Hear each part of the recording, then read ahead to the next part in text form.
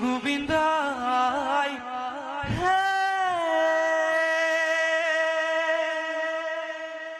কিনো তোমার লীলা তোমারে গুণ গাই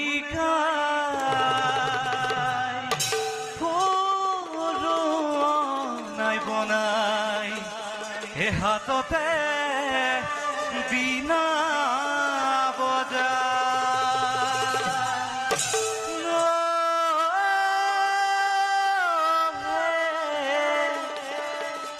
গোবিন্দ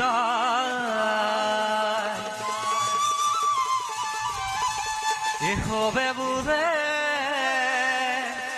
বৈরাগী ভাই নারায়ণ নারায়ণ আহক দেবরেখি প্রজাপতির কল্যাণ হোক। আপনার গীতার মধুর কণ্ঠই নির্বাপিত করিল মোর অন্তরর দাবাক। নারায়ণ প্রজাপতির অন্তরত দাভাগ্নি চলিছে, অতি সোনকালে দাভাগ্নি নির্মূল করার উপায় চিন্তা করা। উপায়ের চিন্তা করা হয়েছে দেবরেখি।